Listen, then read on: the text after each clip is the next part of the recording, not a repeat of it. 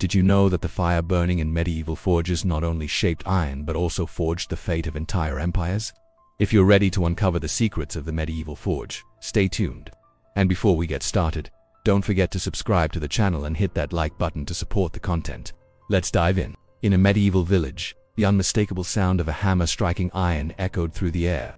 The forge was the beating heart of it all, a simple place, often made of rough-hewn wood or stone, but filled with an ancient power. Inside this small structure, where the heat was so intense that the very earth seemed to melt, the blacksmith became more than just an artisan. He was the master of fire and metal, capable of transforming raw matter into essential tools for survival and the advancement of the community. The forge was fueled by an unrelenting fire, burning continuously on charcoal or wood. But heat wasn't the only secret of this place. The flame, which seemed to burn forever, was also a metaphor for the blacksmith's power. The fire in the forge was more than a tool. It was the lifeblood of the craft. It transformed iron, that stubborn and cold metal, into something malleable, ready to be shaped according to human will. In this space, there was no room for distractions or decoration. Everything existed to serve the fire and the metal. The walls were simple but functional, designed to withstand the heat and smoke.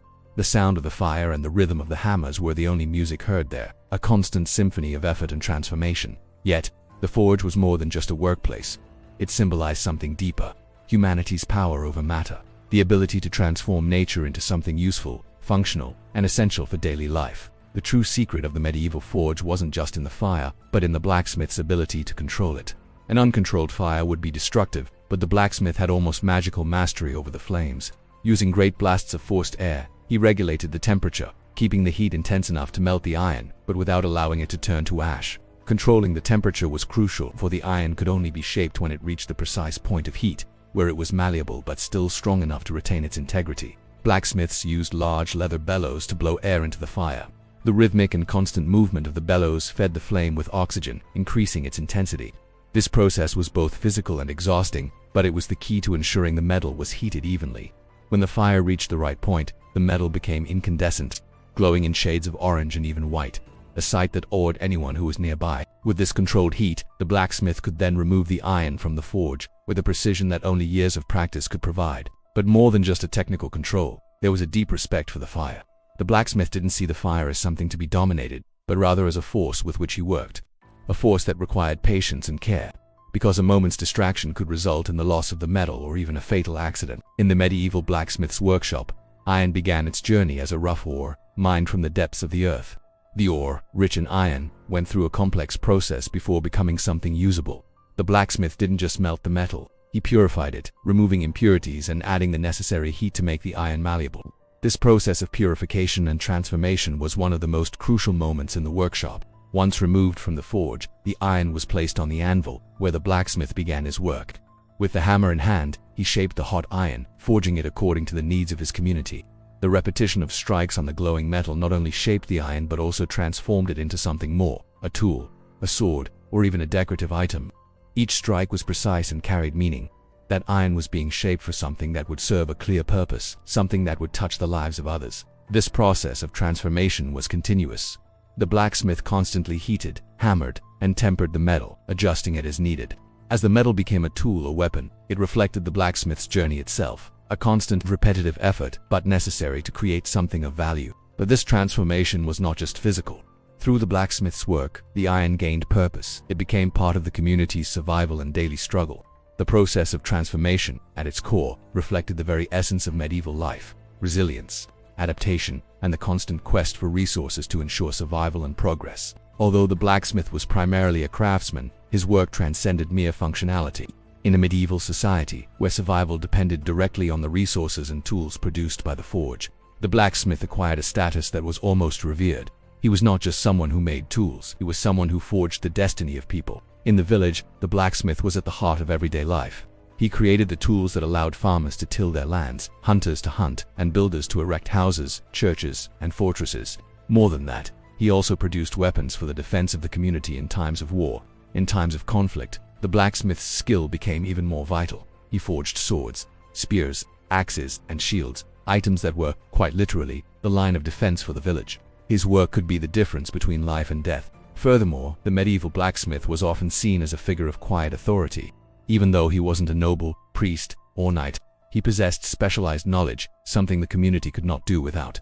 The blacksmith's work was, in many ways, the backbone of medieval society. He was, symbolically, the guardian of iron, the metal essential for survival and the advancement of civilization. This skill gave him a silent power, an authority that was respected and even feared. However, the symbolic power of the blacksmith wasn't limited to his practical role. He was also seen as a mystical figure by many. In some cultures, the blacksmith was associated with the supernatural. It was believed that he had a special connection to fire, transformation, and even divine forces. Legends and myths often portrayed blacksmiths as magical figures, capable of shaping metal with an almost divine skill. This symbolic aspect of the blacksmith added even more respect to his position in medieval society. The medieval blacksmith was not just a worker of the forge. He was often seen as a nearly mystical figure, shrouded in mysteries and legends. His ability to tame fire and transform iron into magical weapons and tools made him a character worthy of numerous stories and myths. In many cultures, the blacksmith was associated with supernatural powers, with tales of secret pacts with spirits, bargains with demons, and even the forging of items with magical properties. In the legends, the blacksmith often appeared as a man who had the ability to control fire and transformation in a way that transcended common human understanding. He was not just a worker, but a being who shaped destiny with his hands, turning raw materials into something divine or mystical. This ability to transform iron into powerful weapons and indispensable tools made the blacksmith, in many places, seen as an intermediary between the mortal world and the supernatural. Some stories even depict the blacksmith as a man capable of forging weapons or tools that granted supernatural powers. Imagine, for example, a sword that could cut through any metal or a hammer that never broke. Considered an item imbued with an invisible force, these legends helped build the mystery and respect surrounding the blacksmith.